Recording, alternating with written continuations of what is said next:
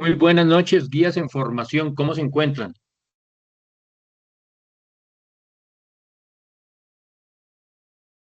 Buenas tardes, profe. Bien. Buenas tardes, profe. Muchas gracias. Bueno, me alegra.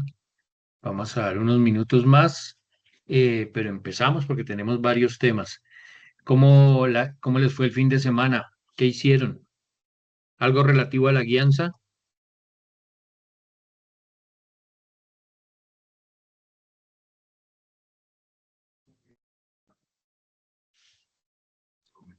Hola, profe. Hola, Olga. Sí, profe, yo le cuento que tuve la oportunidad de ir a Nato y hay muchas cosas interesantes. Sí. Descubrí una nueva ruta de guianza que se llama la Ruta del Amor. Nunca la ¿Y había eso dónde escuchado. queda la ruta del amor? En ¿Por Tenjo. dónde La queda? están promocionando En en Tenjo. Tenjo. Ujú. Ok, Entonces, muy ¿y chistoso porque de qué se trata esa ruta? pues que fue muy curioso porque decían si está separado, si se va a casar los unos, si quieren ruta por un día, 2 días, 3 días, fue muy curioso.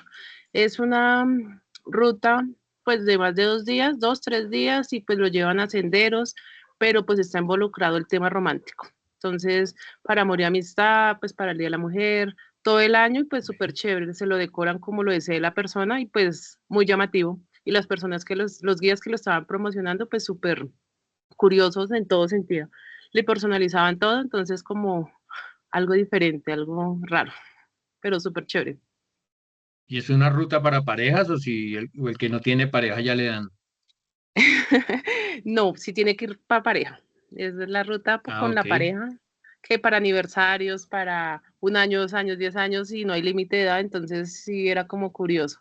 Pero sí, en todo el tiempo hablaban pues de pareja, de celebrar pues aniversarios, bodas de plata, no hablaban de niños, sino pues específicamente pues Para parejas. para parejas o grupos, pero en parejas. Entonces sí habían como muchas actividades como interesantes.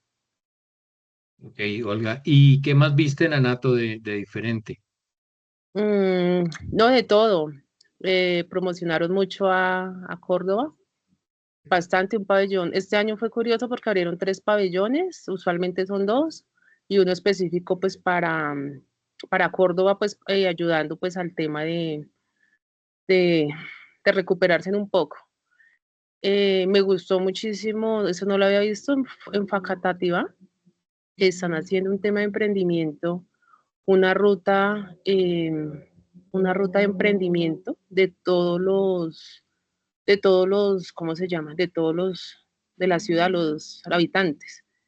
Del El municipio. nuevo, sí, en el municipio de Facatativá. Hicieron que todas las personas que tenían algo de emprendimiento se asociaran a la alcaldía y el primer domingo de cada mes vayan y lo ofrecen. Entonces había muchas cosas interesantes, carteras, cosas artesanales, y lo bueno es que todos son artesanías hechas por la comunidad. Entonces, todos los domingos, el primer domingo de cada mes en la plaza sacan a vender pues todo lo de los artesanos, entonces pues pues están metiendo mucho al turismo, entonces sí como chévere ese tema. ¿Y qué más vino? Pues lo internacional súper chévere, promocionando mucho Japón, promocionando pues muchos destinos, pero pues no me dio tiempo de ir a todos los pabellones, sí, fue como muy rápido. Estuve los 2 días de lanzamientos, miércoles y jueves, pero mucha gente, mucha lluvia, mucha actividad, pero hay cosas interesantes. Pero pues me pareció curioso eso de Facatativá, lo de la ruta de Pacho, ¿sí era de Pacho? De Tenjo. El amor, Y retenjo. sí, de Tenjo, súper chévere.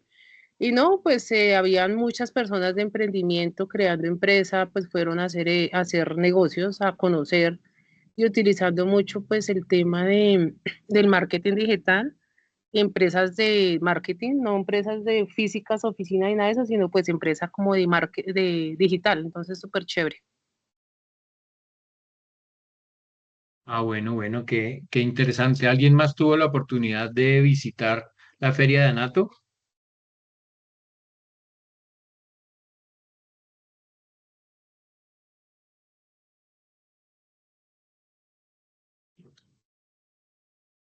No, ninguno. Creo que no, profe. Buenas tardes. Hola, ¿cómo van? Bueno, no se preocupen si en esta ocasión no fue, pero nos sirve de todos modos para entender que todos los años hay una feria que tiene que ver con el turismo. Generalmente está enfocada a las personas que tenemos Registro Nacional de Turismo y han ido involucrando a los aprendices del SENA, pero para tal efecto se necesitaba el carnet.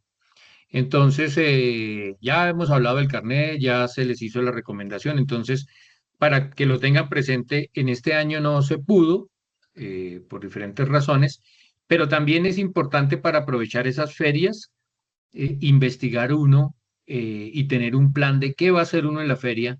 Si no, pues realmente, como son temas tan técnicos, agencias, transportes, seguros, todos, bueno, diferentes grupos que tienen que ver con el clúster de turismo, pues uno no la aprovecha, pero lo más seguro es que el próximo año ustedes ya llevarán una información mucho más puntual y seguramente se acercarán de una manera diferente a la feria. ¿Estamos ahí bien?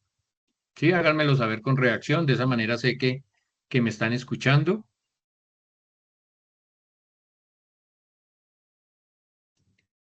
Más reacciones para los que se conectan y no están pendientes.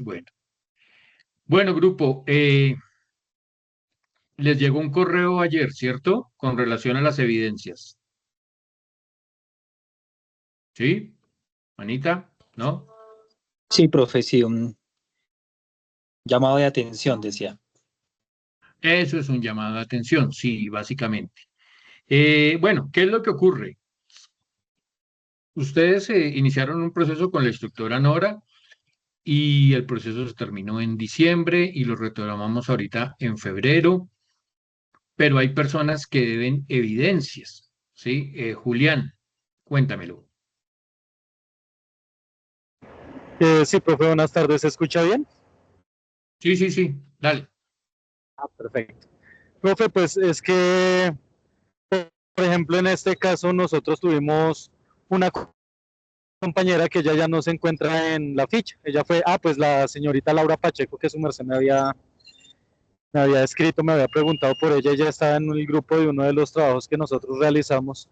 Pero pues ahí es donde no entiendo esa dinámica porque se suponía y de acuerdo con la directriz que nos dio la profesora Nora, era que uno subía el trabajo y nos etiquetaba, o, mejor dicho, en nombre de todo el equipo. Sí, Y pues finalmente, digamos, a algunos sí se les calificó y dentro de los mismos grupos otros no tienen notas. Entonces quería saber, por ejemplo, en ese caso que no fue por descuido directamente de nosotros como aprendices, y más ahí en ese caso que hacemos, pues tomando en cuenta que fue la directriz que nos dio pues nuestra instructora, como para que no se nos genere, digamos, una nota más bajita o cosas así. ok, listo. Josian, Sí, buenas tardes. Bueno, tengo es una inquietud respecto a la plataforma Sayuna y a las notas, o bueno, la calificación de las evidencias. Estaba revisando y el documento que comparte la profe Nora y el que compartes tú no coincide con lo que yo tengo en la plataforma. Entonces, ahí, ¿qué hago? ¿Le escribo a soporte? ¿O quién actualiza eso? ¿O cómo es la cosa? Porque no, pues de todos los trabajos entregados, solo me aparecen tres y el resto no tiene nada. Entonces, no tengo ni idea cómo, bueno, hay que... ok, ok, bueno. El tema es que tenemos que avanzar y no nos podemos quedar en que se hizo o no se hizo, eh, porque por lo menos lo que nos decía Julián ahora, está una compañera de ustedes que ya no aparece. Mm, hay unas calificaciones que la instructora Nora dejó, pero de aquí en adelante, si se pone un trabajo grupal para evitarnos estas situaciones, digamos un trabajo de 4, las 4 personas lo deben subir, ¿sí? Es el mismo trabajo, pero las 4 personas lo deben subir. Si 3 lo subieron y uno no lo subió, 3 tienen nota, uno no, ¿de acuerdo? Entonces, a partir de las evidencias que se pongan ahora, lo hacemos así para evitar esta situación, ¿de acuerdo? Ahí vamos solucionando. Eh, por otro lado, hay unas evidencias que aparecen que están pendientes. El correo que yo les envié, primero, pues es un llamado de atención. Ahí no es un regaño. Estoy llamando la atención. Ojo, se deben evidencias. No podemos continuar el proceso debiendo evidencias porque yo no puedo hacer caso omiso a la situación que estoy detectando y seguir adelante. No, es que yo no, eso no tiene nada que ver conmigo, porque les afectaría bastante. Imagínense usted que en octubre, noviembre, nos hagan una revisión del programa, se metan a Sayuna y dice, usted debe evidencia de motivación, usted debe la matriz, ¿qué se van a acordar ustedes en esa época? Seguramente creo que Julián me lo envió en un audio o algo así, de pronto todavía tienen en el computador esas evidencias y pues seguramente será más fácil subirlas, ¿sí? Por ese lado no hay ningún inconveniente, pero por eso les escribí allí. Eh, cada persona me escribe y me dice, instructor, vea, usted me dice que yo debo tal evidencia y tal evidencia, yo la envié, aquí la tengo, no sé qué, y le buscamos cómo lo solucionamos. Por eso cada uno debe escribirme porque no lo puedo hacer de manera general. Como otros me dirán, instructor, yo sí debo esa evidencia. O hay unos que sí enviaron la evidencia, pero no la aprobaron. El contenido fue corto en lo que se pidió y pues deben subir nuevamente la evidencia, abrírseles la evidencia, digámoslo, para que vuelvan a subirla con la información que se tiene. Lisette, te escucho. buenas noches Hola, compañeros. Lisette. Es que a la mayoría de los que homologamos inglés nos sale en rojo, entonces ahí sí no sabría si el profesor arregla eso o tocaría enviar algún Oh, correo. ok, bueno, ¿quién está en inglés con ustedes? Porque lo que yo envié es solo las evidencias que tienen que ver directamente con guianza. ¿Sí? Si se debe a algo de deportes, de inglés, otra de las materias que no son lo que llaman las transversales, hay que escribirle a cada uno de los instructores y si no encuentran respuesta, por favor me hacen saber, ¿sí? Yo le dije al instructor y no me ha dado respuesta, yo le envié la evidencia desde diciembre del año pasado y todavía no la tengo, o sea, eso me lo hacen saber y con mucho gusto le buscamos solución, pero el conducto regular sería, hablen primero directamente con cada uno de los instructores, ¿de acuerdo?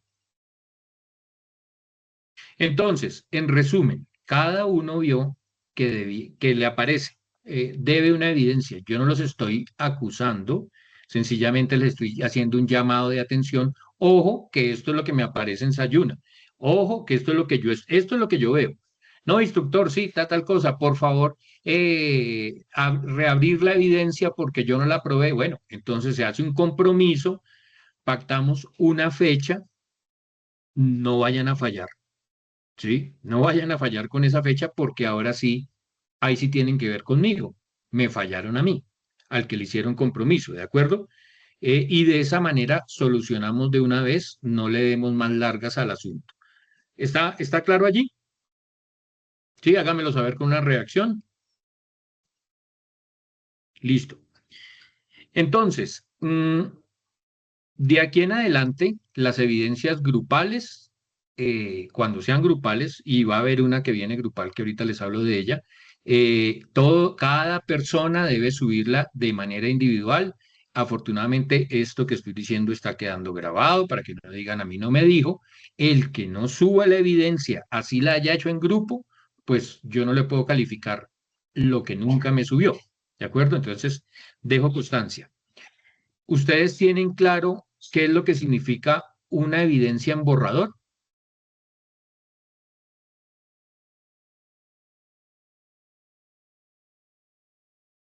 Sí, ¿Sí? profe. Borrador Sí, es que yo empiezo a trabajarla hoy pero todavía tengo mis dudas. Yo digo, no, espere que yo voy a verificar la puntuación o quiero mejorar el ejemplo que puse. Entonces, usted la tiene ahí en Sayuna, pero no la envía, ¿sí? Haga de cuenta que usted la tiene en un bolsillo, usted fue a clase, pero nunca la sacó del bolsillo. ¿Cómo le puedo calificar lo que nunca sacó del bolsillo? ¿Sí me hago entender con el ejemplo?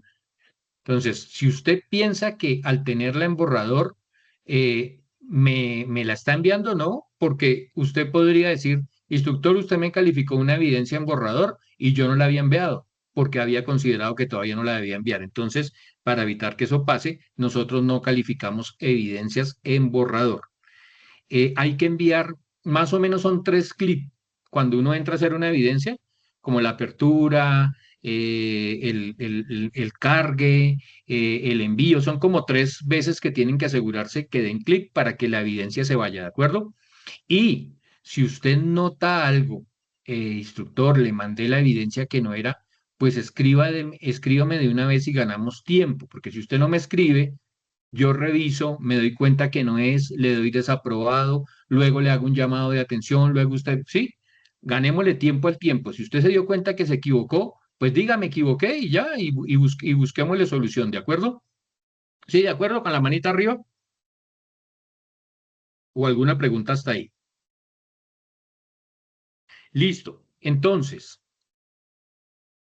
para que haya, para que sea justo, porque si miramos el informe, más o menos la mitad tiene situaciones dependientes, ¿cierto? Por lo que me están hablando, que es la instructora, bueno, ya por lo que sea. Pero resulta que hay la mitad que no debe nada.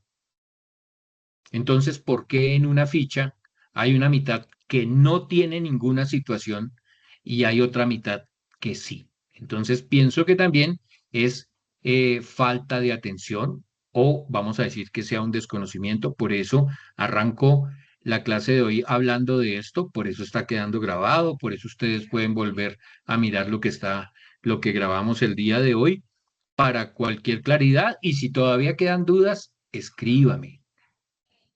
¿Quién levantó? Lisette. ¿Y estas grabaciones en dónde se pueden ver? Como yo les envié el link, ustedes entran en ese link y ahí ven la grabación de la pasada y así sucesivamente. Entren a los links de las clases y ahí queda grabado. Bueno, una vez termine y yo deje de grabar, él se toma como un minuto más o menos y todo esto lo graba, lo carga, inclusive queda grabado la asistencia, inclusive queda grabado lo que se habló en el chat. ¿De acuerdo? Daniel. Buenas tardes, profe. Profe, es que lo que pasa es que, digamos, a mí me parecen como 4 evidencias, que la mayoría de las evidencias han sido, digamos, grupales y pues hacen también, me aparecen calificadas unas, pero otras no. Entonces es el mismo problema con las evidencias, yo digo que con todos mis compañeros de grupo, que es la que no Ok, nos entonces, aparecen. listo. Entonces, Daniel, entonces tú me escribes, me dices, hola, soy instructor, soy Daniel Martínez, mi situación es la siguiente, me falta la evidencia tal. Estas 3 yo las presenté en grupo y mi grupo es tal. Entonces, cuando yo entre a mirar, pues digo, ah, sí, aquí está la evidencia del grupo, pues metamos a Daniel, ¿de acuerdo? ¿Sí? Como no veo el cargue en la tuya, pues, ¿qué te puedo calificar, Daniel? ¿Sí? Pero si yo veo que a los otros 3 se les calificó, entro a buscar la evidencia del que la subió y ahí veo tu nombre, queda solucionado. ¿Se entiende? Sí, señor. Listo. Bueno, para que sea justo de aquí en adelante, y de aquí en adelante es de las evidencias que vamos a abrir próximamente, se va a colocar una fecha de entrega. Y entonces, el que no la presente en esa fecha, la evidencia que va a presentar después no es la misma, ¿sí? Suponiendo que se puso un video de 5 minutos, la evidencia cuando no se aprovechó la oportunidad y no se cumplió, ya no son 5 minutos, ya pueden ser 10 y si vuelve e incumple, puede que sean 10 o 15 más un trabajo y así sucesivamente, porque no es justo con el que cumple que tenga las mismas condiciones de los demás, ¿de acuerdo? ¿Queda claro esa parte o alguna duda allí? ¿O les parece que es injusto y que deberíamos dar oportunidad eterna?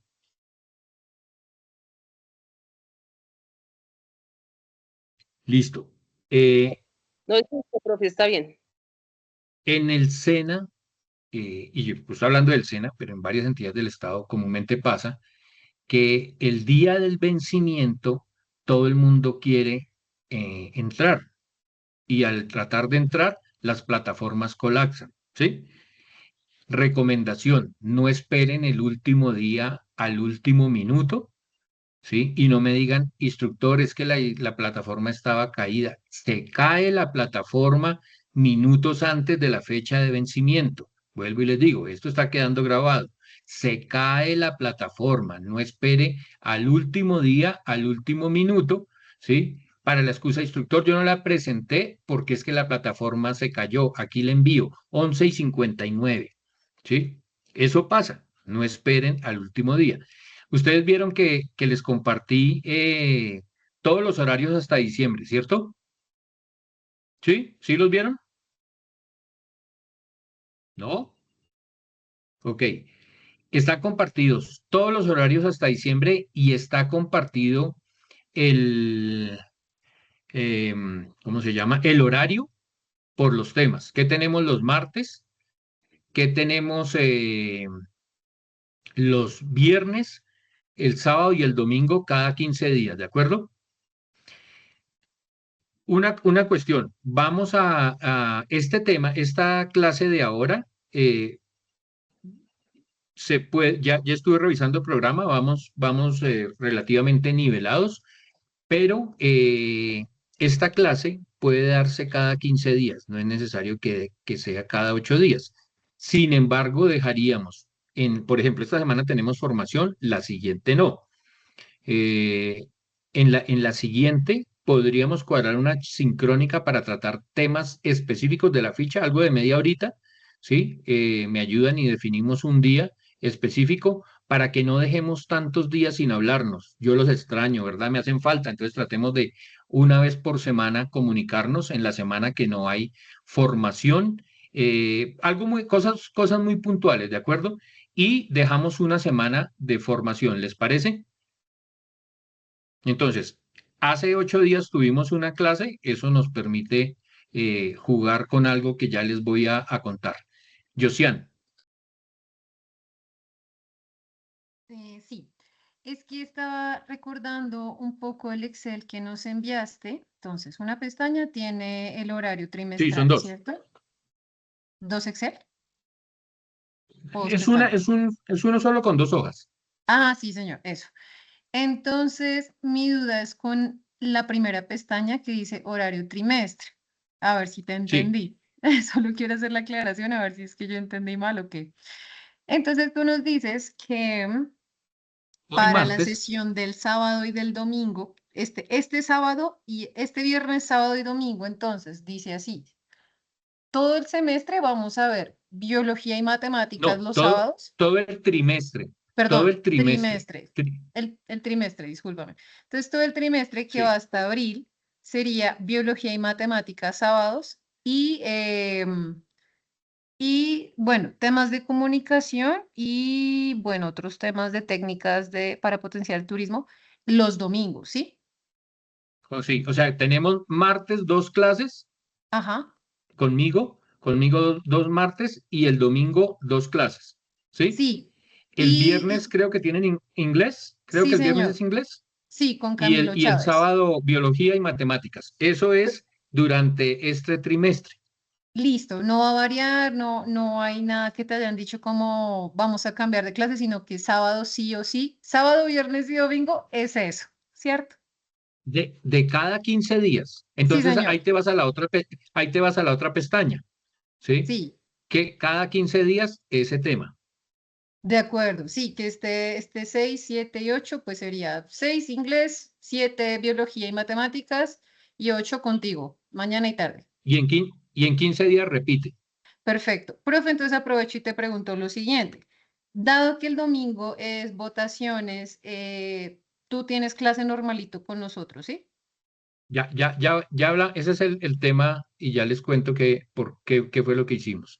Pero Listo. ya les cuento ese tema. Entonces, quiero que aproveches a entrar a la pestaña de las fechas. Y ahí dice primer trimestre, ¿cierto? Algo, cierre de trimestre, como Sí, en cierre el abril. primer trimestre. Sí, después del 19 de Ok, abril. ok. En el cierre del trimestre, nosotros no tenemos que tener estos temas que estamos viendo, ya tienen que estar vistos, ya tienen que haberse habilitado las evidencias, ya tienen que haberse presentado, aprobado y que me tocó repetir, o sea, hasta esa fecha tenemos para poder calificar el trimestre.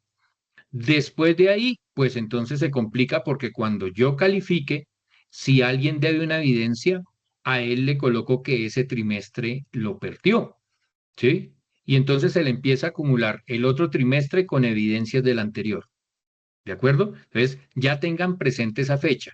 A ustedes se les va a habilitar algo que se llama el informe trimestral, que es que ustedes suben en un Word todas las fotos de la formación. Es como una forma de verificar.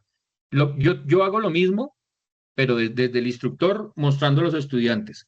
Y ustedes lo hacen desde los estudiantes mostrando al instructor y se corrobora que las clases sí se están dando y que ustedes hayan visto los temas y todo eso, junto con la entrada Sayuna, junto con la grabación de esta evidencia. Bueno, SENA pertenece, es una entidad del Estado y comúnmente se está verificando que los recursos del Estado no se malgasten. Entonces, esa es una de las maneras. ¿Se entiende? Sí, con manitas. Listo. Entonces, Josian me pregunta que para el domingo, ¿qué? Para el domingo son elecciones, todos tenemos tanto el derecho como la obligación de votar, algunos como jurados, algunos con entidades que trabajan ese día, con el Estado, y algunos pues sencillamente es ejercer el derecho a votar. Pero ocurre lo siguiente, no podemos perder las clases del domingo, porque adicionalmente la fecha de la segunda vuelta y bueno, todo eso coincide con los días de formación. Entonces, lo que se va a hacer es lo siguiente, para que no perdamos clase. Primero, hace 8 días tuvimos clase y se pudo adelantar tema. Eh, Hoy estamos teniendo formación que corresponde a esta semana. Ya nos volveríamos a ver el martes dentro de 15 días, ¿de acuerdo? Primero para aclarar, ¿qué fue lo que hice? Como no nos daban una instrucción de qué hacer, yo fui adelantando clase. Lo hicimos hace 8 días. Yo voy a grabar la clase del domingo y les pongo un link. Ustedes en el domingo a cualquier hora, entran a ese link y escuchan la clase. Después de la clase va a haber un trabajo que sale de la explicación de la clase. Yo abro una evidencia y ustedes en el momento que quieran, votando, que fui jurado, que lo que sea, escuchan la clase, hacen la evidencia, obviamente una evidencia que se alcance, y la suben ese mismo día. Entonces podemos certificar que ustedes fueron a clase y no nos atrasamos. ¿Les parece?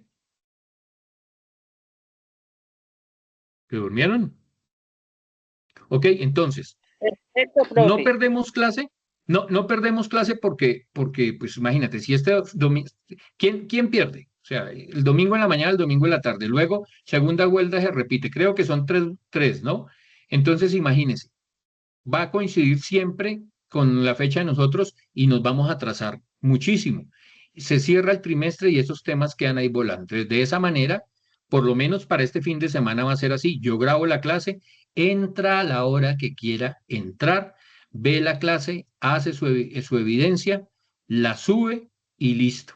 De esa manera queda comprobado que escucharon la clase, que adicionalmente presentaron una evidencia, no nos atrasamos en tema, pueden ir a votar, pueden ser jurado y así nos funciona para todos. Lisette, dime.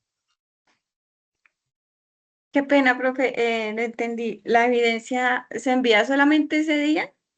Porque yo, Claro, porque yo soy delegada y tendría que ir el sábado y el domingo. Entonces, listo. pues, Entonces, listo. Hagámoslo entonces. Plazo máximo el lunes. ¿De acuerdo? De esa manera que yo fui jurado, que sea lo que sea, tiene el lunes, no perdimos clase, se miró, se miró se entró a clase, se hizo la evidencia con base en lo que se vio en clase y de esa manera ninguno se perjudica y se puede votar. ¿Estamos? ¿Alguien tiene alguna duda ahí? Bueno, gracias. Listo. Bueno, preguntas para que entremos ya en materia.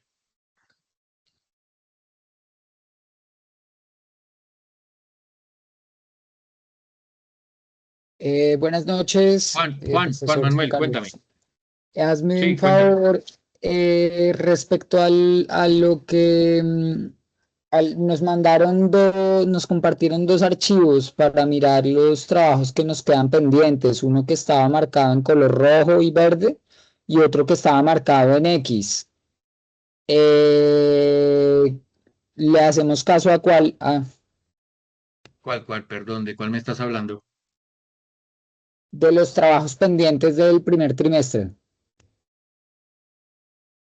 ¿El de las evidencias, el que yo les envié? De las evidencias, sí. No, yo envío un correo que se llama llamado de atención y tiene un pantallazo donde están todas las evidencias y ahí tienen una X en una casilla que dice si entregó y hay otra parte que está como resaltada en color, que son los que deben evidencia o los que no la aprobaron porque, digamos, está incompleta o algo así. Perfecto, listo. Con eso queda claro. Muchas gracias. Listo. Pues, Juan, Julie. Hola, profe, ¿cómo estás? Buenas noches, compañeros y todos, Hola, profe. Julie. Profe, te quiero hacer una pregunta que me surge en este momento y es la siguiente. Yo quisiera saber si, bueno, tú indicas entonces que, bueno, uno ya, una vez arreglado el tema pendiente de las evidencias que tenga, bueno, digamos que ya ustedes envían por parte del SENA un informe, bueno, hacen como, digamos, hacen su informe, tienen su informe en su aplicativo perfil instructores y nosotros tendríamos uno, perfil estudiante. ¿M? Pero yo quisiera saber, ¿hay alguna posibilidad o una forma, digamos, de uno poder constatar esa información cada trimestre? Es decir, que el SENA pueda decir cómo entregar un documento. Mira, este aprendiz se encuentra en paz y salvo, por ejemplo, del primer trimestre ya tiene todo al día, el segundo trimestre también, así, o sea, como decir un certificado que eso se conste, no solamente con una plataforma que de pronto en algún momento se pueda caer o pueda tener inconvenientes. O sea, documento físico no, pero en Sofía Plus se puede descargar ese reporte de las calificaciones. Un reporte dices, ok, ok, Ahí en profe. Sofía Plus hay, creo que ruta, ay, ¿cómo se llama ahora? Ruta de aprendizaje y en algún momento juicios evaluativos y de qué ficha y qué aprendiz, el nombre completo, número de cédula y ahí le da a descargar y le sale como una especie de Excel y ahí lo Ok, tienes y vas punteando cada uno. Es un ok. formato bastante ancho, entonces en celular no lo van a alcanzar a ver para que lo descarguen en computador. Bueno, Vale, profe, te agradezco mucho. ¿listo? ¿Alguna otra pregunta? Bueno, nuestro tema del día de hoy tiene que ver, o continuamos, espérame a ver, pongo yo aquí, acá. Acabo de enviarle a los voceros un video de YouTube. Por favor, ¿me ayudan a compartirlo, Julián, María?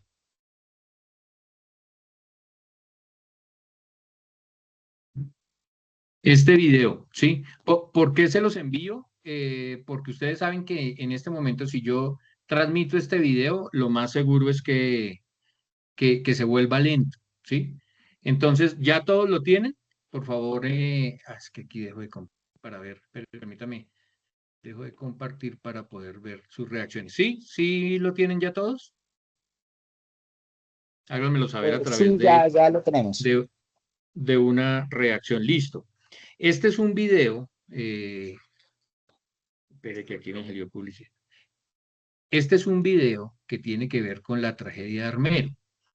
Seguimos hablando de caracterizar peligros en el servicio contratado. ¿Se acuerdan que empezamos a hablar hace 8 días de amenaza, de riesgo? Bueno, vamos a continuar con ese tema, pero es importante que se vea este video porque a raíz de la tragedia de Armero es que se crea la unidad de gestión de riesgo.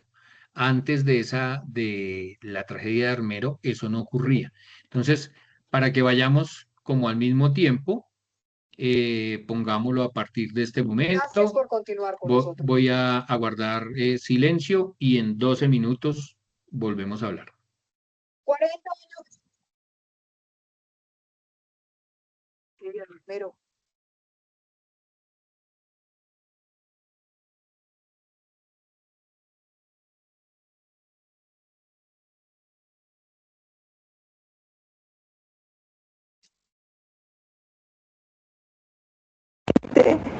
importante, que iban hasta allá, hasta los sitios, lo visitaban y decía, esto está con mucho peligro. La verdad, Armero tuvo todo para evacuarlo.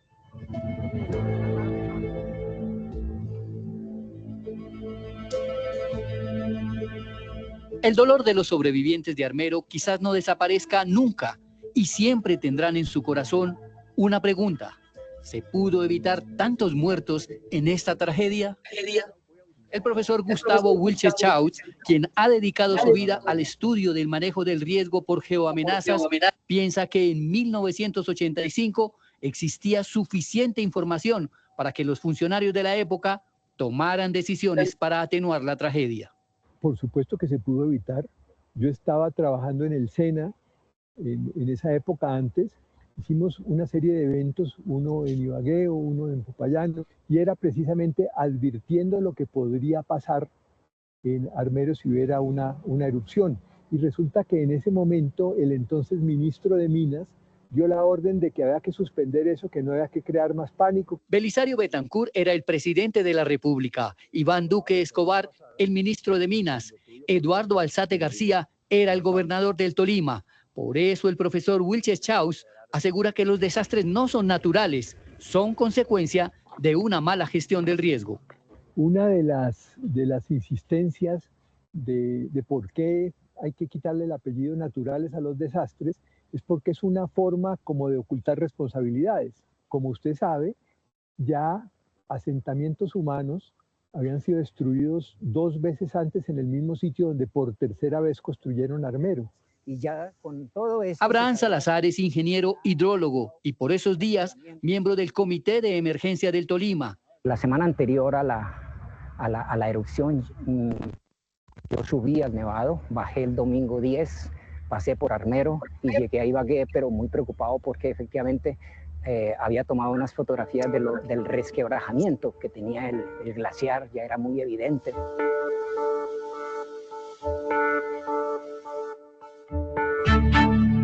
Recuerda que hasta el día de la tragedia se reunieron para trazar un plan de evacuación del pueblo. Ese 13 de noviembre, miércoles, nosotros se había citado a la reunión del comité técnico en la sede de la Cruz Roja en Ibagué.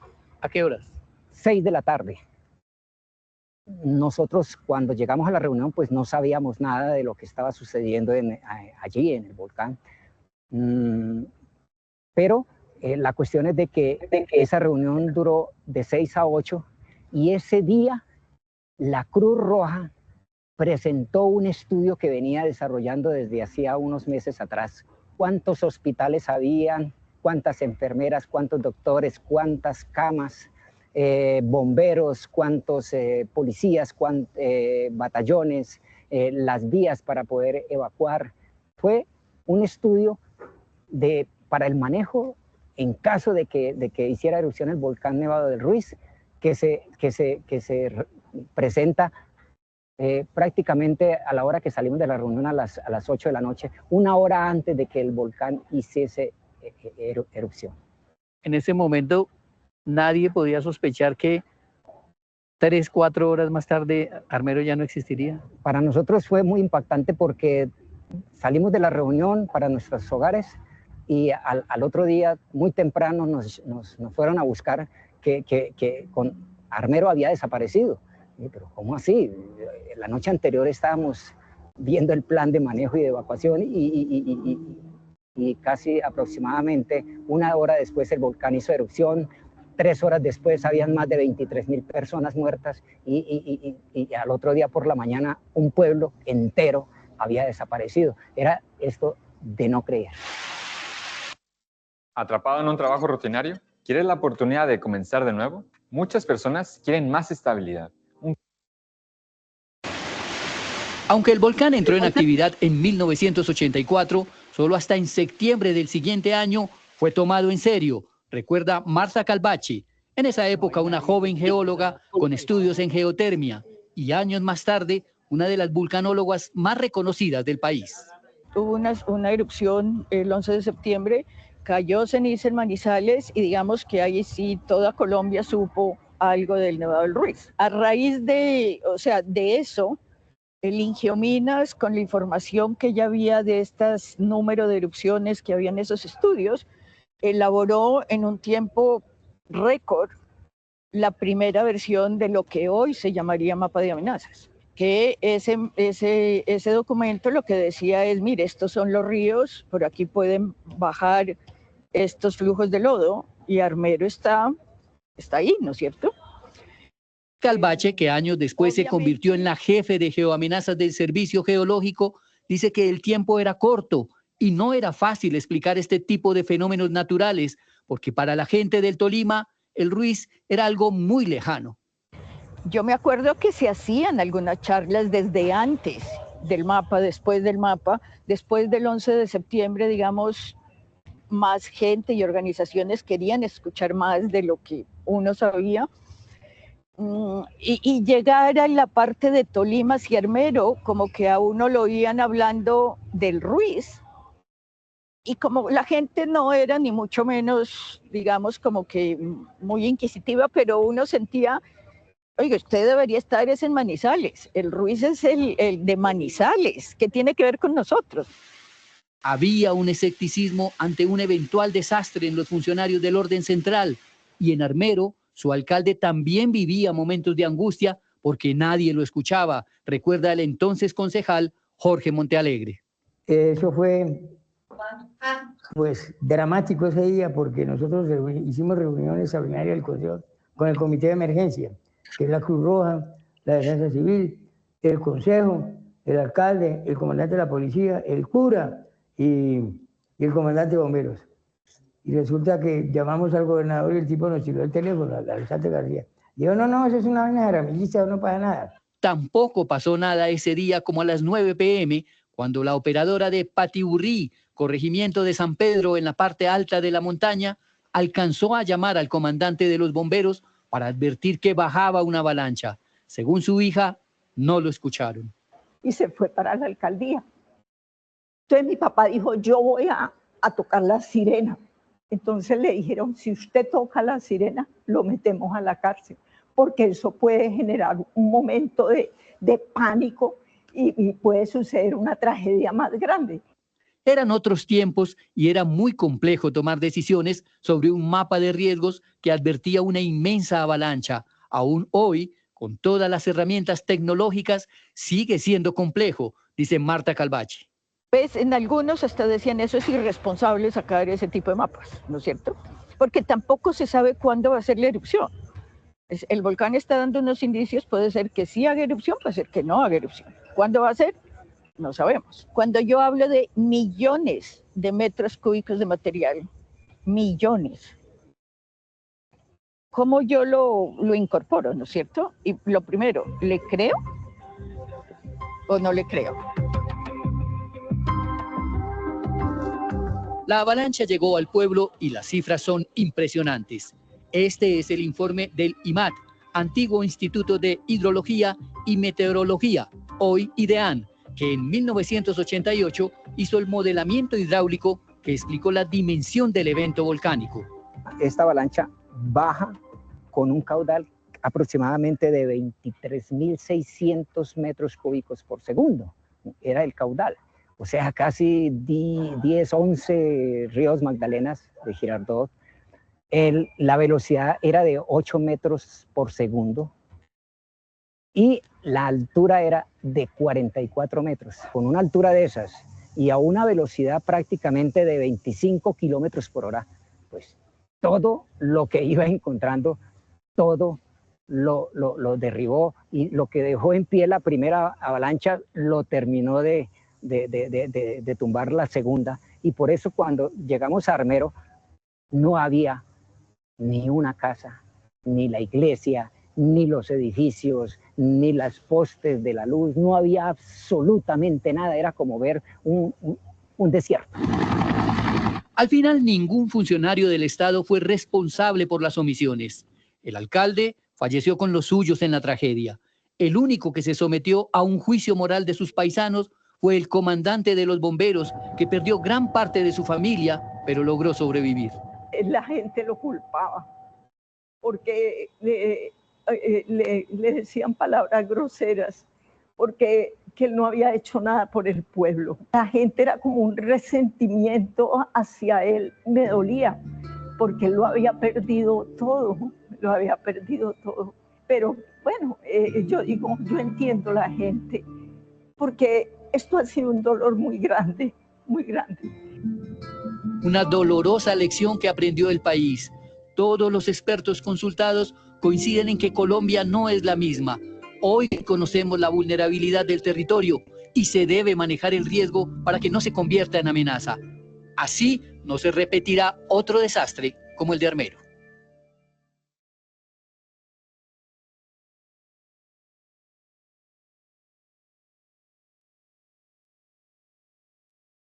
Bueno, ¿qué opinan de lo que acabamos de ver?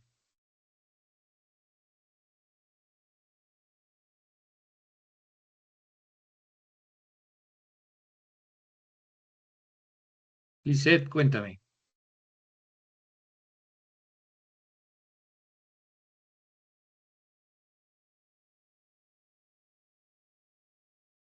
Lisette, ¿no? María del Carmen, Buenas noches, profe. ¿quién me habla? Juan Carlos Villanueva. Hola Villanueva, ¿su merced no levantó la mano? No, Ah, bueno, entonces ponga la manita ahí levantada. A ver, en orden va Mauro. Buenas noches, ¿cómo están? Buenas Pues noches. esto es una muestra un poco de... ¿Aló? ¿Me oyen? Sí. Sí, vas bien, dale, dale. No, pues ver que esto es una muestra también como de la historia de la humanidad, ¿no? O sea, unos aprendizajes bien dolorosos, pero lo chévere es que se aprende, o sea, se aprende y se intenta mejorar. Creo que eso es como una cosa muy importante. Desde luego, pues se dieron las herramientas y todo, pero miren que incluso expertos vulcanólogos han perecido en este tipo de cosas, ellos sabiendo todo, haciendo planes de riesgo y todo. Creo que de todas formas quitarle un poquito de agencia a la naturaleza pues es difícil. Sí se puede prevenir, hay que trabajar en la prevención y se va a seguir aprendiendo dolorosamente, pero pues es parte de la naturaleza también esta fuerza y que también nos hace ver un poquito que no controlamos todo, no se puede controlar todo. Ese es como mi aporte, gracias. Gracias, Mauro. Lisette, Sí, qué pena. Yo no diría que qué chévere aprender, como dice el compañero, porque después de 23.000 muertes, yo no diría que queda algo chévere. Pero al menos lo natural no se pudo haber evitado, pero sí al menos menos muertes. Esto demuestra es como la falta de comunicación que hubo. ok, Lisette, gracias. Josian, A mí me parece que aún teniendo la información, digamos, de los vulcanólogos, todos los mapas de riesgo y pues todas las herramientas de la época, me parece que la toma de decisiones es muy difícil. No, por muchos eventos, ¿no? Por ejemplo, lo que decían ahí en el reportaje, como que si llegas a colocar la alarma, te ponemos en la cárcel, ¿no? Y a uno de guía, entonces, si uno toma una mala decisión, ocurre un accidente, entonces, ¿qué te hacen a ti? ¿Sí? Aún teniendo la información, me parece que es como una responsabilidad muy alta esa toma de decisiones, y siempre desde mi punto de vista como que, listo, se tiene la información, pero estoy con un grupo de turistas. Si son todos mayores de edad, tomamos la decisión entre todos. Si tengo menores de edad, pues ya tengo que verificar otras cosas, incluso consultar a padres de familia. Entonces es eso, yo me enfocaría un poco más en la toma de decisiones como basado en el ejemplo, ¿no? Ok, Yesenia, muchas gracias. María del Carmen o María. Bueno, profe, como conclusión a lo visto, veo desde mi perspectiva que a pesar de que se intentó hacer un plan preventivo, no se hizo a tiempo. Pues uno ante cualquier fenómeno natural, pues uno no tiene más sino que hacer prevención, prevenirnos para en el momento que ocurra la emergencia, como en ese caso ocurrió con Armero, que intentaron, sin saberlo de lo que iba a ocurrir, ese mismo día estaban haciendo o intentando hacer un plan de gestión del riesgo para una eventual emergencia y pues hombre, no se tomó en cuenta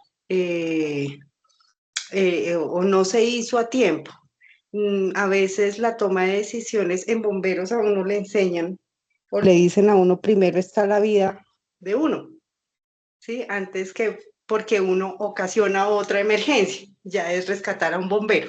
Entonces, veo que el tema ahí, por ejemplo, el señor que quiso hacer la alerta de que venía una avalancha, fue más miedo, porque pues en ese entonces eran otras épocas y teníamos miedo al que supiera un poquito más que uno, ¿no?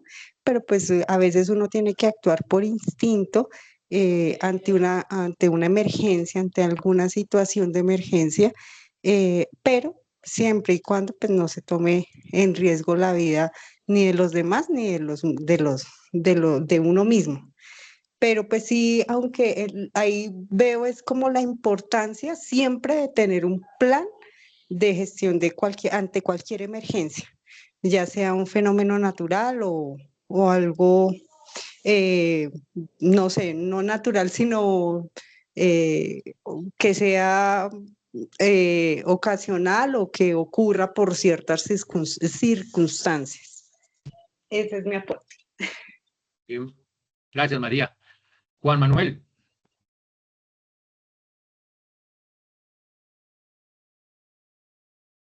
¿Me escuchan? Ahora sí, listo. Dale. Bueno, no, pues a mí sí es un poco hipotético, ¿no? Como la mentalidad de la gente, que es algo así como yo creo que es como lo más increíble en medio de todo de ver esto, que ya tenemos muchos ejemplos del pasado por malas decisiones, malas gestiones, etcétera, y pues eso, ¿no? Se sigue queriendo construir donde ya se ha dicho que no sé qué, pues Bogotá no es un lugar donde se dice que no debieron haber construido desde hace mucho tiempo edificios tan grandes, el mismo cuidado de la naturaleza, bueno, mejor dicho, ejemplos para hablar de lo que no deberían hacer, inclusive, o sea, ya teniendo tantos ejemplos del pasado, son muchos. Entonces, para mí sí es un poquito fuerte, ¿no? Como seguir viendo la diplomacia y pues la mentira, ¿no? En los medios de comunicación, porque bueno, sí es un reportaje y muy bonito pero la realidad es que la mayoría de la humanidad, en medio de que están habiendo guerras, desastres naturales, etcétera, no queremos creer, ¿no? Que eso llega, puede pasarnos o puede llegar a nuestra casa, ¿no? Inclusive llega a un punto de indiferencia a tal nivel, pues que pues muestra la insensibilidad en la que vive la humanidad en estos tiempos, ¿no? Entonces, sí, como más fácil seguir viviendo en la comodidad en la que estamos que replantearnos y hacer los esfuercitos para hacer los cambios en nosotros mismos. Entonces, sí, siento yo bueno, sí, no sé, sí, eso, digamos. Gracias, Juan, muy amable. Julie, te escucho o te escuchamos.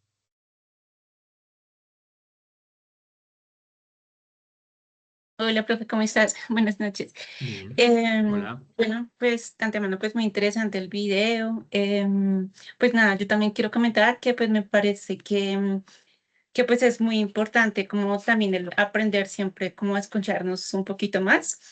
Lo que mencionaban por ahí algunos compañeros, o sea, hay veces uno piensa que porque de pronto no sé, digamos en ese caso, directivos, personal de planificación y todo, pues son las personas que saben mucho del tema y que ya tienen como, digamos, un dominio, digamos que no nos dejamos apoyar un poco, ¿sí? Entonces, como muy importante también, como de pronto, digamos, en este caso que pues presentaron ellos ese mapa de posibles amenazas, todo el tema, y de pronto no ser conscientes las entidades y las autoridades locales de escucharlos de pronto un poquito más, ¿sí?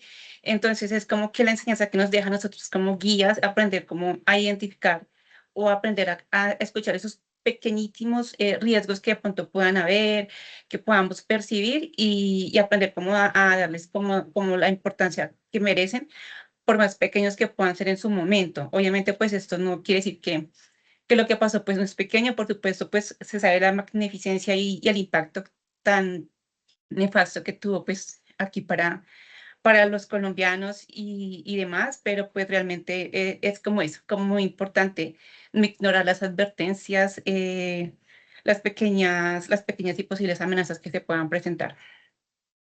Gracias, Julie. Yo, Jairo.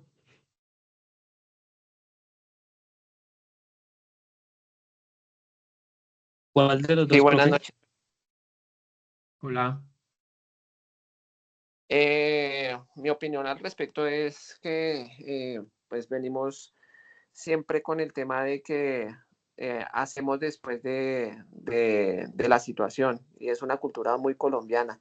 Hasta que no nos pasan las cosas, pues no resarcimos, no prevenimos y es una cultura muy nuestra. Y hoy en día todavía se sigue viviendo de que hasta que no suceden las cosas, no mejoramos, no hacemos el debido proceso para mejorar las condiciones o hacer alguna acción para que no repercuta tanto a la gente como a uno como a la gente. Entonces, en ese tiempo, pues como que la gente tenía esa cultura de ser como relajada, como que no prevenir, como los directivos de esa temporada, el tema del narcotráfico, el tema de la corrupción, todo eso apaciguaba temas muy humanos. Entonces, yo sinceramente le echo la culpa a personajes como de esa temporada, de ese tiempo, le echo la culpa de que eran unos irresponsables porque estaban fijándose en cosas como ganancias personales en vez de la gente. Entonces, Ok, es eso, la cultura colombiana. gracias, muy amable. Luisa. Buenas tardes, profe, para todos. Buenas Yo creo tardes, que Luisa. hay un tema enorme cuando uno va a la naturaleza en general en cualquier espacio, ¿no? Cruzar una calle, como hablábamos la clase pasada, pues ya implica un riesgo. No sé si ustedes recuerdan o se acuerdan de que en el 93 explotó el volcán Galeras y los vulcanólogos estaban ahí en el volcán y uno pensaría, pero ¿quién mejor que un vulcanólogo para saber?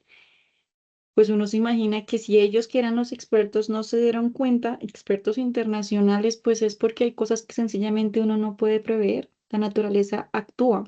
Lo que nosotros tratamos de hacer es de mitigar los riesgos, ¿no? Entonces yo me proyecto, ok, puede pasar eso en términos de probabilidad y trato de controlar. Una gestión responsable implica que yo hago un análisis enorme y preveo medidas en caso de, pero pues siempre hay algo que va a estar bajo el control, como lo que pasó en esa vez que fue muy claro. Luisa, muchas gracias. Julián. ¿Cómo está, profe? ¿Cómo están, compañeros? Bueno, digamos, sin sonar un poquito redundante, porque pues igual ya se ha hablado bastante del tema, digamos que pues está la imprevisibilidad del medio ambiente y que el ser humano como que siempre ha querido manejarlo todo, pero pues hay cosas que están fuera de control. Digamos, podemos ver desde la antigüedad el caso como fue de Pompeya, que fue prácticamente algo bastante similar. Ya se sabía que, pues, que el volcán estaba como pendiente de erupción y no se tomaron las medidas correspondientes en el tiempo que era. Lo que decía el compañero Juan Manuel también, digamos, hay personas que por diferentes circunstancias, a veces por ignorancia, otras veces por imposibilidad ya económica o demás, construyen sus casas en lugares de alto riesgo. Digamos que este flagelo en la actualidad ahorita como que se está recortando un poquito, precisamente por la conectividad y por la información, por lo que ya está más disponible que en ese entonces, como cuando sucedió lo de Armero, que pues no había acceso a internet, no sabíamos sino solamente lo que nos mostraban las noticias y demás, pero no estaba como, digamos, ahorita ya, si algo pasa, alguien lo sube a redes sociales y ya, si las autoridades no estaban pendientes, la misma sociedad los obliga a tomar, pues, posturas claras frente a ese tipo de eventos, como por ejemplo lo que ahorita pasó y lo que comentaba, si mal no estoy, la compañera Olga, acerca de lo que se hizo con los cordobenses. Pues digamos que ya es una muestra de que sí se ha aprendido en cierto aspecto, de que ya digamos las cosas no llegan así de un momento a otro y no se planea ya sobre el suceso, sino de forma preventiva. Ok, Julián, muchas gracias. Paola, y con Paola terminamos aquí estas intervenciones y vamos entrando en materia. Paola, te escucho. ¿Me escuchas? Sí, dale.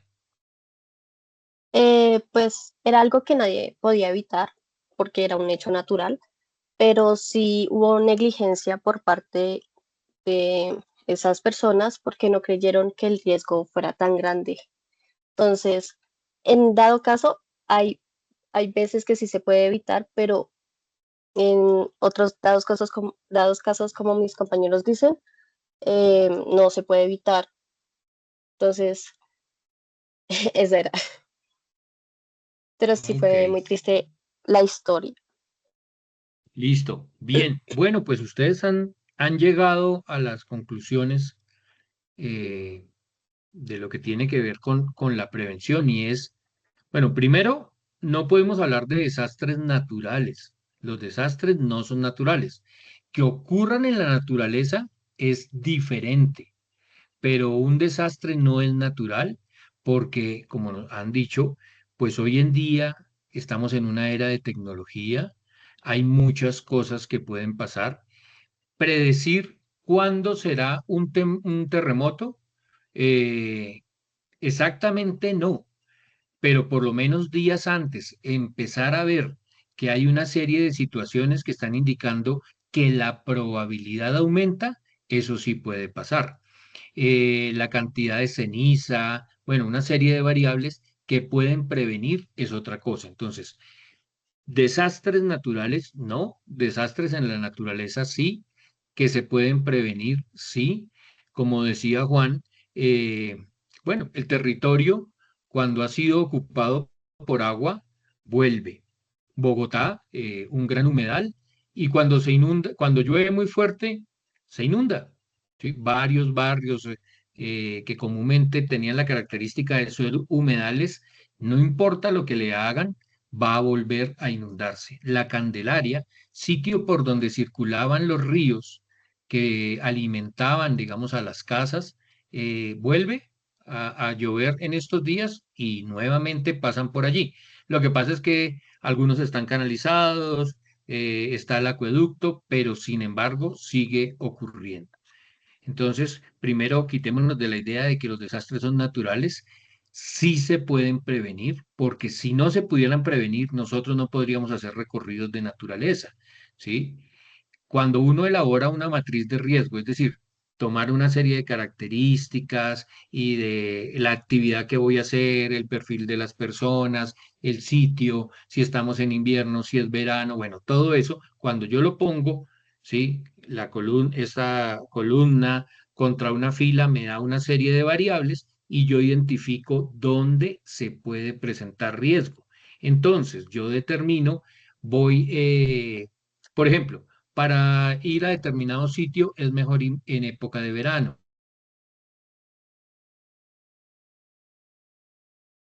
Posibilidades de un incendio se pueden presentar, por ejemplo, en los cerros naturales, en los cerros orientales, en algún momento suprimieron las caminatas precisamente porque, si recuerdan, hace un año nos quitaron el agua porque había llovido muy poco. Y año antes, acuérdense de los incendios que estaban ocurriendo en los cerros orientales. ¿Sí recuerdan los helicópteros que los estaban apagando? Bueno, permítame, compartimos aquí características. Voy a compartir aquí pantalla. Déjame compartir. Compartir.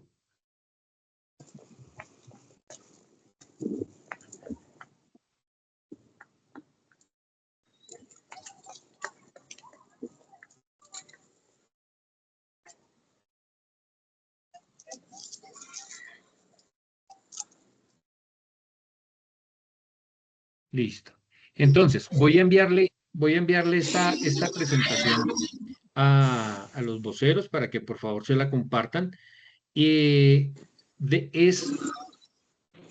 que ver con la que vimos hace 8 días, pero adicionalmente el tema de hoy. Entonces, si la ven en un inicio, dice, pues esta ya la tengo, es diferente porque tiene agregado lo otro. Ya en este momento la estoy compartiendo.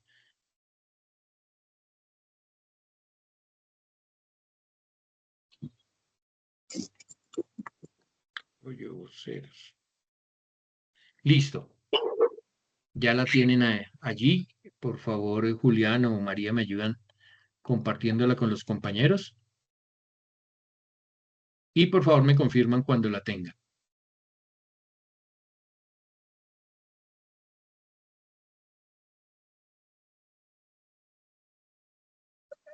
¿Ya la tienen?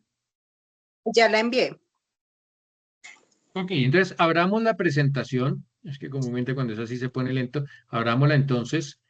Ahí está lo que veíamos la vez pasada. Si recuerdan, peligro, las características de peligros que hay, físicos, químicos, biológicos, así sucesivamente.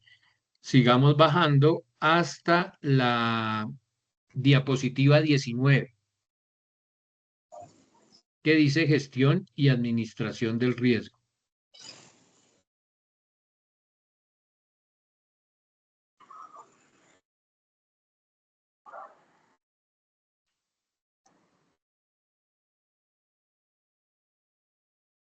Ahí se las pongo. ¿Ya la tenemos Profe, todos allí? La 17. Ahí la estoy poniendo en pantalla. ¿Sí la ven? No, profe. No, profe, no estás compartiendo. Ok, bueno, igual la pueden ir. Espérame aquí.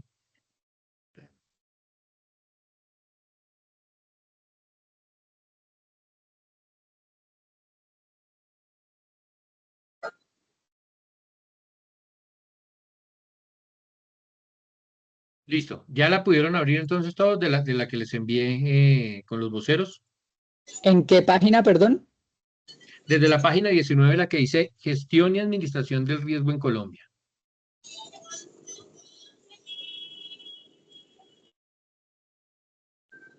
¿Ya estamos todos Desde la allí? 10.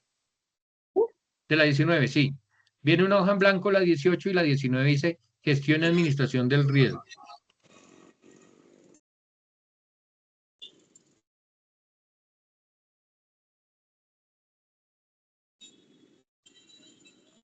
Listo. ¿Quién me ayuda entonces leyendo esa? 2, gestión y administración del riesgo en Colombia.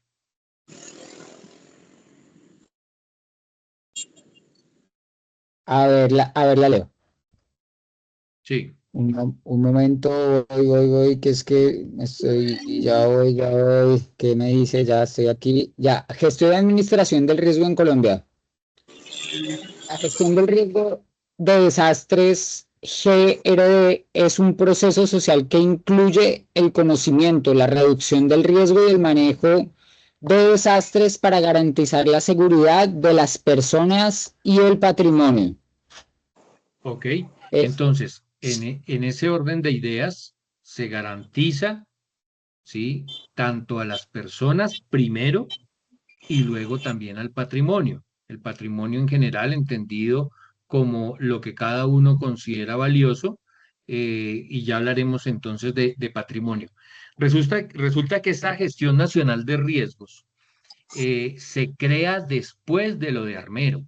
Lo de Armero se pudo haber evitado, como ustedes se dieron cuenta, ya había unos estudios, pero lo que ocurría es que Armero era un municipio algodonero. Era, en esa región era supremamente atractivo Armero, la economía. Entonces había muchas personas que no les interesaba que se corriera la voz de que iba a haber algo en la zona porque iba a afectar la economía. Era el pensamiento de antes y lamentablemente sigue siendo el pensamiento de ahora. Hay muchas cosas que no se evitan, porque, bueno, es que hay partido de Colombia. ¿Cómo vamos a quitar el partido de Colombia si ya hay gente que ya pagó a un concierto, por ejemplo? Eso ocurre muy seguido con los conciertos, y creo que el año pasado, hubo uno que no tuvo las características, ¿se acuerdan? Y que lo suspendieron, y hubo manifestaciones ahí cerca al Campín. Entonces, a veces por lo económico, lo que tiene que ver con el cuidado de las personas pasa a segundo plano, y prima entonces el cuidado del patrimonio. Aquí nos explica, de lo que nos acaban de leer, que hay un orden lógico. Primero las personas y luego el patrimonio. Listo. ¿Quién me ayuda con la siguiente?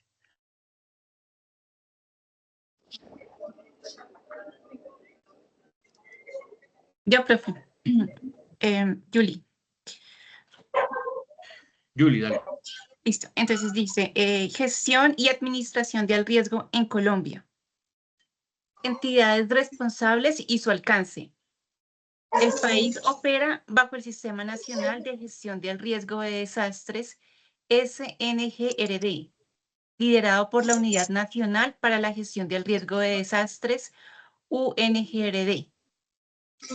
UNGRD lidera y coordina la Política Nacional de Gestión de Riesgo. Comités nacionales. Se dividen en conocimiento del riesgo, estudio, reducción del riesgo, prevención y manejo de desastres, respuesta. ¿Hay alguien que tiene el micrófono abierto? De pronto. Espérame, ya miro.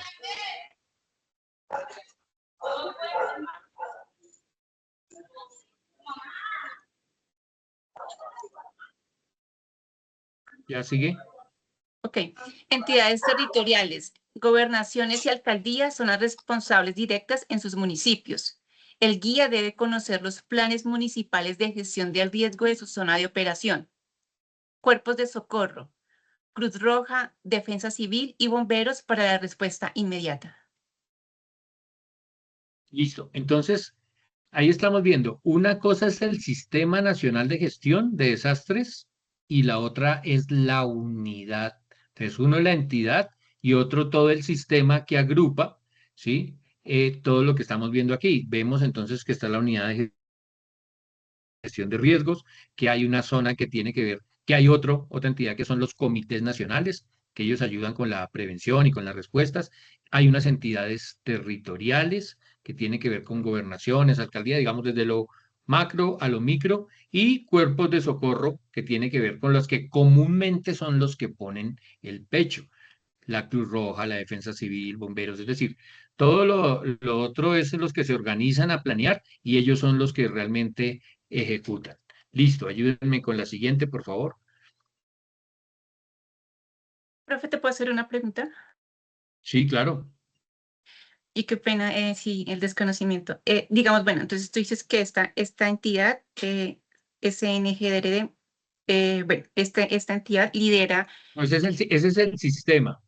Ajá. El SG, o sea, uno es la unidad, la unidad es la entidad y el otro es todo un sistema que agrupa varias entidades, ¿ok?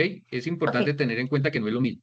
Mi pregunta para ti es, ok, perfecto. Mi pregunta para ti es, o sea, a nivel internacional, ¿qué entidad lidera, supervisa o digamos, revisa este tipo de situaciones? Hablándolo, pues, en el caso que estamos en mención. Pues no hay como una sola entidad que agrupe todo, porque cada país tiene maneras diferentes de mitigar los riesgos y los riesgos en cada país son totalmente distintos. Por ejemplo, hay más probabilidad de que en un terremoto fuerte sufra Colombia, que tiene temblores, temblores, pero no tantos terremotos, a Chile o Japón, que tiene terremotos muy fuertes todos los días, porque ya hay unas normas, por ejemplo, en construcción, que hace que sí ocurre comúnmente. Yo tenía un tío que ahora vive en Colombia, pero vivió en Japón, y uno estaba hablando con él por WhatsApp y uno veía que se estaba moviendo, hay un terremoto o un temblor. Ah, sí, sí, sí, ayer también hubo uno, o sea, ya se volvía algo normal, los niños en los colegios, ya se volvía algo común. Entonces, cada entidad según sus características, y me explico de otra manera. Un tsunami seguramente afectará más a las ciudades costeras que, por ejemplo, a Bogotá. Entonces, hay entidades que son más fuertes en unos temas y otras en otros temas que tienen dinámicas distintas, pero no hay una sola entidad que agrupe todo. Vale, Bueno, María del Carmen. María.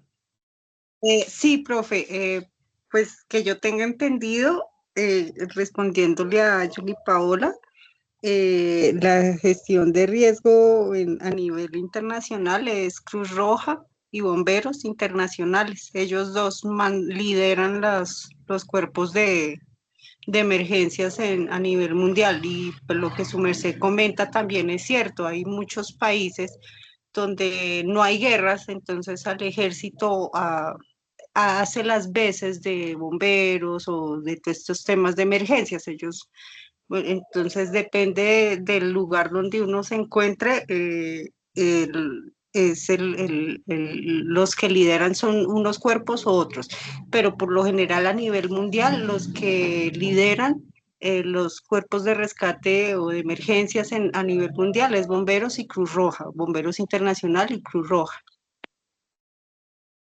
Ok, María, gracias. Luisa. Mi profe, qué pena, una pregunta indiscreta. ¿Cuántas probabilidades habría de hablar de algo así en un escenario tipo Páramo de Sumapaz un domingo dentro de la formación? ¿En cuanto a qué? ¿A terremoto? A escenarios de riesgo, como una Los salida escenarios. a un escenario, quiero decir. Ok, ok. El escenario de riesgo va cambiando en cuanto a un páramo, por ejemplo, a un río cerca del río Magdalena, por ejemplo, el río Magdalena. No hay como una matriz definida para todo, precisamente al hacer avanzadas. ¿Qué es una avanzada? Es ir al escenario, identificar qué cosas podrían ser peligrosas, qué de las situaciones que se pueden presentar pueden volverse amenaza. Por ejemplo, en un páramo, algo que puede modificar y ser peligroso es que haya neblina y lluvia, porque la gente se puede perder. Pero si yo voy en un río y hay lluvia, el riesgo es distinto. No que me vaya a perder, sino que puede haber una creciente eh, y pues que se lleve a las personas que se metieron al río. Entonces, eso que tú dices es importante porque cada escenario es totalmente distinto. Sí, mi profe, pero a lo que yo me refiero era a la posibilidad de que usted como líder, y ya que nos vemos los domingos, pues nos organizara una Ah, tú me salida estás a un preguntando que si escenario podemos. un domingo, Ah, claro, claro que como a un sí. páramo de Sumapaz o a No, una claro cascada o que a sí. probar Bueno, algo natural. claro, claro que sí, claro que sí. La intención mía de no perder, de no atrasarnos en los temas, con lo que le decía los domingos, es abrir espacios para poder salir, porque pues llega el momento donde uno tiene que decidir si completa la formación o hace una salida. Entonces, pues en la medida que vayamos, que no nos atrasemos en temas, podemos hacer salidas. Es supremamente importante porque la guianza no se puede aprender virtual, ¿sí? Por eso, aunque nosotros tenemos solamente un 30%, la exigencia de la presencialidad es clave porque yo puedo verme 1000 horas de video, pero si nunca he ido a un páramo, no entiendo lo que significa. Entonces, sí es importante salir, por ejemplo, a un páramo. Y ahora que tú dices páramo en Sumapaz, no, páramo en Sumapaz no, porque el Parque Nacional Natural Páramo en Sumapaz es un ecosistema que está protegido y no se podría, no está abierto al turismo. Sí puede uno llegar a la Laguna de los Tuncos, que queda en la localidad de Sumapaz. Es diferente la localidad de Sumapá, la localidad 20, donde uno se baja en un vehículo, camina como 800 metros, llega a la Laguna de los Tunjos, allá es donde nace el río, ay, olvidé, ayúdenme por favor, el Tunjuelo, el Tunjuelito, y hasta ahí puede llegar, pero es una zona de páramo, pero sí podemos buscar espacios de páramo, caminatas de tierra caliente, caminatas de tierra fría, caminatas en ascenso, caminatas en plano, bueno, todo eso, claro que lo vamos a hacer. Ahí, ¿alguien? Ya, sigamos entonces. Listo. Ah, bueno, ayúdenme con la siguiente. Características de los fenómenos naturales. Listo, profe. Entonces, bueno, gestión y administración de riesgo en Colombia, caracterización de los fenómenos naturales. Dice, Colombia por su geografía presenta diversas amenazas que el guía debe identificar en su matriz de riesgos geológicos, sismos y erupciones volcánicas, especialmente en la región andina, hidrometeorológicos, inundaciones, movimientos en masa, deslizamientos, tormentas eléctricas, vendavales y heladas, atrópicos humanos, incendios forestales, riesgos sanitarios y concentraciones masivas. Ejemplo para guianza. Un guía en el Parque Nacional Natural Los Nevados debe caracterizar la amenaza de erupción volcánica y bajas temperaturas, estableciendo puntos de encuentro y rutas de evacuación específicas. Ok, ahí nos habla, por ejemplo, la cordillera oriental. ¿Se acuerda que en geografía veíamos que la cordillera más joven es la oriental y que es una cordillera sedimentaria?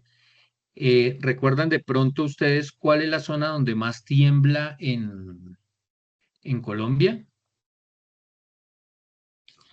La Mesa de los Santos La en me- Santander. Ok, entonces eso hace parte de la cordillera oriental y por la formación que tiene y las características del suelo y las capas tectónicas, allá hay más posibilidad. Entonces, seguramente, si yo voy a hacer un recorrido hacia esa zona, tendré en cuenta que la probabilidad de un terremoto, un efecto telúrico, seguramente ocurre más allá, así fuéramos hacia el Pacífico, ¿sí? Eventos volcánicos hacia la cordillera central, tipos de tsunami o algo más hacia la parte de la playa, hacia la zona de las costas. Entonces, cuando analizamos las matrices, tenemos que tener en cuenta las características del territorio. ¿Alguna pregunta allí?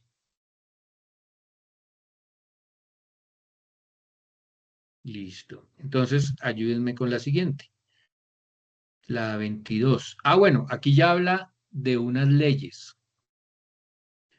¿Sí? Ayúdenme con esa, por favor, la de las leyes. Dale, Julián.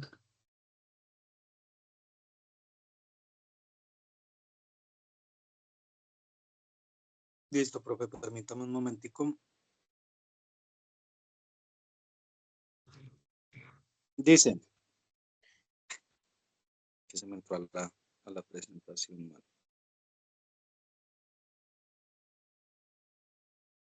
Gestión y administración de riesgos en Colombia, dice 23 legislación y normativa. La normativa colombiana es de cumplimiento obligatorio para operadores turísticos. Ley 1523 de 2012. La Biblia de la gestión de riesgo. Define la política nacional y las responsabilidades de todos los ciudadanos.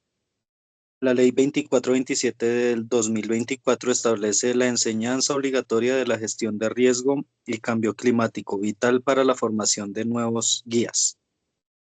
Ley 2474 de 2025, actualización reciente que incluye a los animales dentro de los planes de gestión de riesgo, clave para guías de aviturismo o turismo con mascotas. Ley 2476 de 2025 enfocada en la resiliencia urbana y adaptación al cambio climático. Ok, miren entonces cómo las leyes se van adaptando a los cambios que va ocurriendo en la sociedad. Desde la primera del 2012, que tiene que ver con gestión de riesgos y cómo se crea una política nacional, hasta ir incluyendo, por ejemplo, en la 2474, temas de aviturismo o temas con mascotas, los que llaman las caninatas, que se pusieron muy de moda para la época de pandemia, pero miren que ya hay una ley que la reglamenta. Y la otra que tiene que ver con el cambio climático. Entonces, esas leyes están allí. Yo acabo de compartirles a través de los voceros la ley, la 15, esa es la 1523 del 2012. Ya van a tener la oportunidad de verla. Seguramente habrá unas evidencias que tengan que ver con esas leyes, que básicamente es leerlas, entenderlas y hacer unos cuadros resúmenes. Uno dice, pero leer, es que eso, ponerse a leer tantas leyes, tanta cosa, pues es que ese es un trabajo que nos toca hacer en algún momento de la vida. Y al resumirlo, pues yo lo que guardo es el resumen.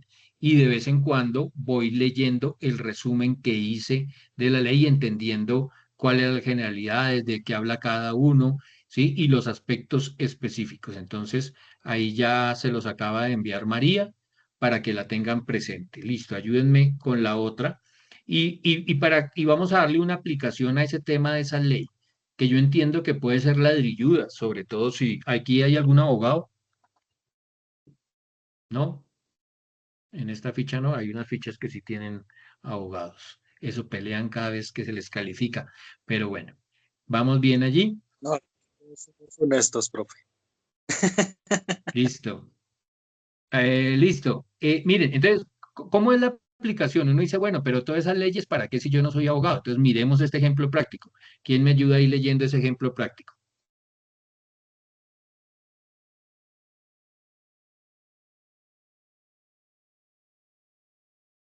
Yo, profe. Ya. Dale. Ejemplo práctico. Si lideras un grupo de senderismo en la Quebrada La Vieja, Bogotá, y ocurre una tormenta eléctrica durante el recorrido, tu plan de contingencia exigido por la Ley 1523 debe contemplar el cese de actividad, el alejamiento de árboles altos y el reporte inmediato a los servicios de emergencia locales. Ok, entonces, pasemos a la siguiente, a la última, la que dice matriz de riesgo. Entonces, no es que yo me sienta a inventarme las cosas, es que hay unos parámetros que me los da la ley, que debo tener en cuenta, y ahí ustedes van a ver esos aspectos de lo que hablamos, de que es riesgo, de que es peligro, todo definido por la ley. Entonces, miren aquí unos escenarios. Pues ¿conocen la Quebrada la Vieja? ¿Saben por dónde queda? ¿No saben por dónde queda la Quebrada de la Vieja? No, Bueno, señor. Ok, bueno. La mayoría de senderos de los cerros orientales pertenecen al acueducto de Bogotá. Más o menos el 50% de los cerros orientales son del acueducto. ¿Por qué creen que son del acueducto?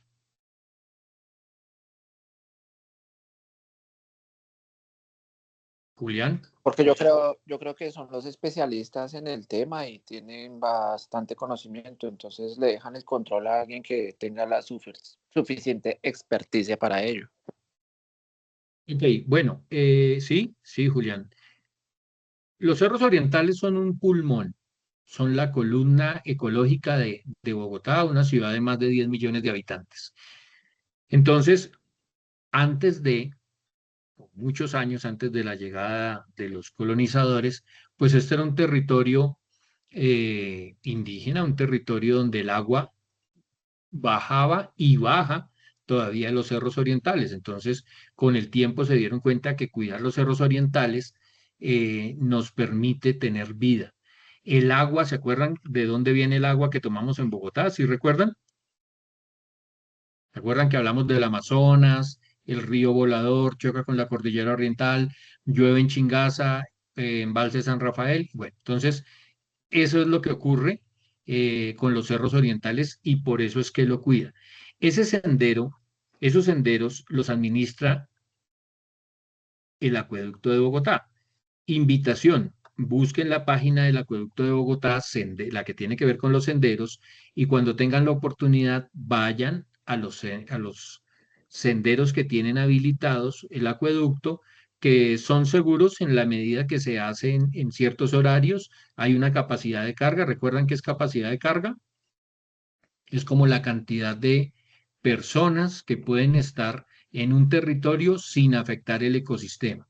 En la medida que se va pisando un sendero, se va presionando, se compacta y la posibilidad de que guarde agua disminuye. Entonces, si se tiene un cálculo que los ingenieros saben cómo hacer esas fórmulas, que solamente pueden pasar 213 personas, y son 213, no son 214, o 45 en otro lado, o 600 en otro lado. Bueno, eso va cambiando.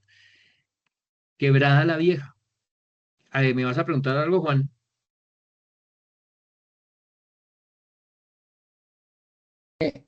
No, pues de Dale. pronto solo quería ahí comentar un poco pues de eso que preguntabas. Y pues bueno, igual también son empresas que han acaparado, ¿no? O sea, tienen sus pros y sus contras, pero pues en última son dueñas pues del agua, de los cerros orientales, y pues inclusive ahorita, pues unos años antes de estar viviendo donde estoy viviendo, estuve viviendo por el kilómetro 11 ahí en el páramo del Verjón, y pues cómo les hicieron la triquiñuela para que no hicieran un acueducto comunitario las personas ahí, sino al final terminaron haciendo un acueducto a partir del acueducto de Bogotá, ¿no? Entonces pues ya no son dueños de sus quebradas, ya no tienen acceso a ellas, les toca pagar recibos mensuales. Entonces eso, ¿no? Y pues que igual son dueños y sí, pues tienen por unas ciertas partes es unos beneficios de protección de territorio, pero por otras partes también hacen cosas arbitrarias sin contar con la comunidad, ¿no? Ok, bueno, guardemos ese tema que Juan nos menciona aquí. Ahora que cuando vemos los impactos de lo que comúnmente pasa con el turismo, tengámoslo presente. Volvamos nuevamente a lo que estamos hablando. Entonces, volvamos a entrar nuevamente a la última diapositiva que habla matriz de riesgo. Ustedes se van por la calle 72 hacia los cerros orientales. Va a llegar un momento donde se encuentran una quebrada, siguen, pasan debajo de la carretera y llegan a la entrada de la quebrada La Vieja. Vamos a decir que ustedes los contratan para hacer un recorrido, que ustedes consiguieron los permisos. Bueno, eso ya está. Pero hay una situación. Ha estado lloviendo en Bogotá, y en Bogotá puede ser una lloviznita, puede ser un aguacero muy fuerte, o puede llover 5 minutos y se acaba. Entonces, todas esas situaciones se planean. Entonces, en el antes, esa etapa del antes, según lo que nos dice la ley, por eso hay que entrar a leer lo que dice allí, un proceso que tiene que ver con el conocimiento es identificar los riesgos que se pueden presentar, que era lo que decía Luisa. En la medida que uno va a un sitio, identifica qué cosas pueden pasar y qué pasaría si vamos en verano y qué pasaría si fuéramos en invierno, pero qué pasaría si hay mucho viento. Bueno, todo eso puede sumar. Entonces, nosotros sabemos que en cierta época el pronóstico de tormenta eléctrica puede estar. No hacemos el recorrido, pues se puede hacer el recorrido teniendo en cuenta qué voy a hacer si llega a durante el recorrido a haber una tormenta eléctrica. Entonces, ¿qué impactos puede tener? Pues unos impactos muy delicados, lesiones por una descarga eléctrica y un pánico en el grupo. No, uno es al que le cae la descarga y el otro el grupo que se fragmenta, que termina también lesionándose. Medidas de mitigación, entonces uno consulta el radar de IDIGER o del IDEAN, páginas que están en internet y que nos permiten identificar días antes, ojo que este fin de semana viene un viento frío, ojo que viene lluvias, entonces eso nos disminuye el riesgo. Entonces uno dice, la probabilidad de que aumente, de que llueva puede aumentar o no, pero yo ya lo sé con anticipación. Recomendaciones, ya la vamos a ver aquí. En el durante, ¿sí? Yo reduzco esa posibilidad de riesgo buscando cómo no caminar cerca a donde haya harta acumulación de árboles, por ejemplo. Entonces yo voy caminando, pero veo que empieza a llover, tengo la posibilidad de buscar una ruta alterna, ¿sí? En la medida de lo posible. Puede caer un rayo ya no en la persona, sino, por ejemplo, en la madera, porque lo puede atraer. Y allí, en las medidas de mitigación, identificar zonas de refugio, que en este caso, pues no serían los árboles. Es decir, aquí prima más la seguridad, no importa si la gente se moja, lo importante es, está lloviendo y está lloviendo fuerte, hombre, nos vamos a mojar, más tarde se vuelve una anécdota, pero evitemos que está cayendo tormenta eléctrica, entonces alejémonos de los árboles. Otra opción del durante en el manejo es, aparte de eso, vamos a suponer que ya controlamos todo lo que tenga que ver con la tormenta eléctrica, pero el sendero se va a volver lodoso y resbaladizo. Entonces nosotros, si nos concentramos solamente en la prevención de lo que puede pasar con la caída del rayo, estamos descuidando que el terreno se vuelve lodoso y nos podríamos resbalar. Entonces ahí hay otra ciudad, otra situación que puede generar un impacto de caída, esguinces, fracturas.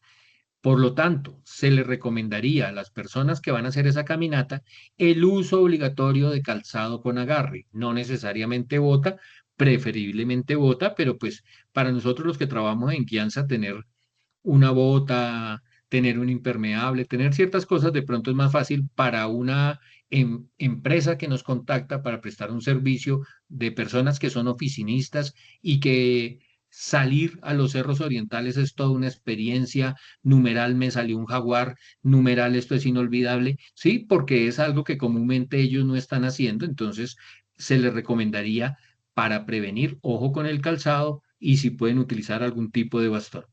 Y en la etapa de emergencia o manejo, vamos a suponer que sí ocurre. Entonces, el rayo cercano, impacto indirecto, eso puede generar quemaduras, traumas, pérdida de conciencia y por lo tanto aplicaríamos el protocolo PAS, proteger, avisar y socorrer.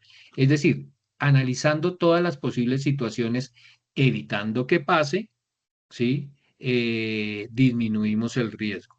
Miramos una opción B, ir por otro recorrido, miramos otras situaciones que se pueden presentar. Definitivamente no fue rayo, pero fue la lluvia, se puede resbalar, el calzado con agarre y en últimas, hombre, ¿qué hacer en caso de que una persona reciba una tormenta eléctrica?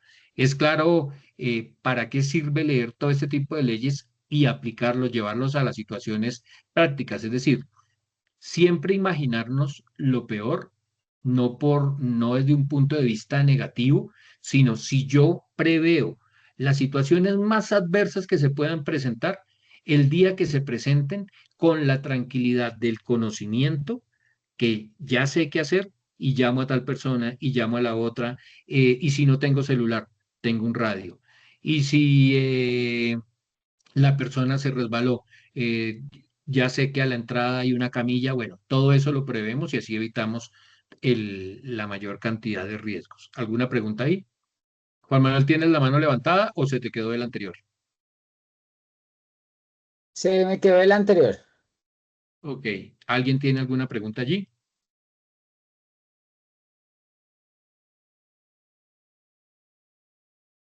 No, Listo, señor. grupo. Entonces, Simplemente. vamos a parar con el tema ahora. Ya les comparto el link y nos volvemos a ver a las 8, ¿de acuerdo? Vale, profe, muchas gracias. ¿Listo? Bueno, tomen onces.